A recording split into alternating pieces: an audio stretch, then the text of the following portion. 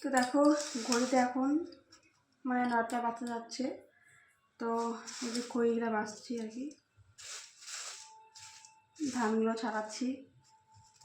তো ঘরে অনেকদিন আগে ছিল, আগে বলতে হচ্ছে সেই পয়লা বৈশাখের দিন আমাদের ছাতু মুড়ি খেতে হয়, তো সেদিন নিয়ে আসছে। আর এখন বাছছি, তখন একটু বাছা হয়েছিল অল্প একটু, তো মানে নিয়ম ছিল মুখে দিতে লাগে, দিয়েছিলাম অল্প। আর যে ছিল একটু ঘরে, এগুলো বাছা আর হয়নি আর কি।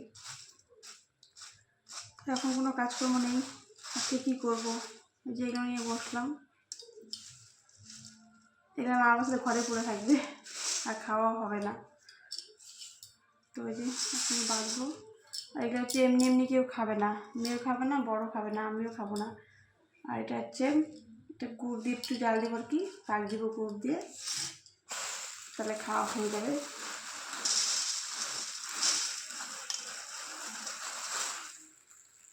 ঘরে এখন একাই আছি, মেয়ে গেল পড়তে, টিউশন পড়তে গেল, বড় তো এখনও আসেনি আগের থেকে।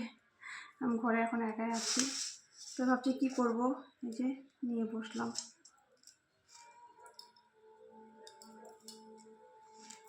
নষ্ট হয়ে যাবে নালে। এটা খইতে পাক দিলে মুড়ি মানে চা দিয়ে, চা আর হচ্ছে দুধ দিয়ে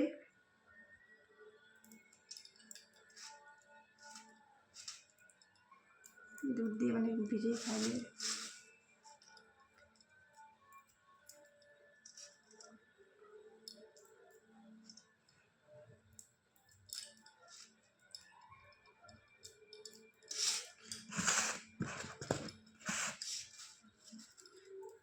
এটা কিছুক্ষণ পরে মানে বাছা হয়ে গেছে, বেশি একটা হয়ে গেছে বাছা।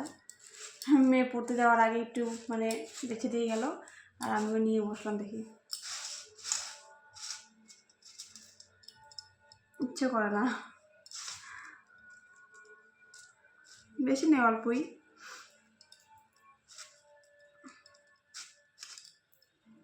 তো কালকে বললাম বরকে গুড় নিয়ে আসার জন্য, তো গুড় মানে নিয়ে আসলো।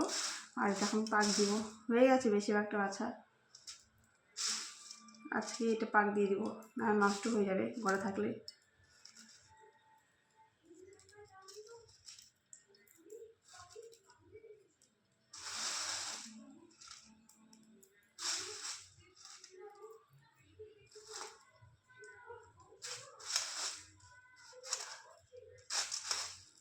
আবার রান্না করতে হবে রাতের জন্য, ভাত বা রুটি কিছু একটা করব রাতের জন্য।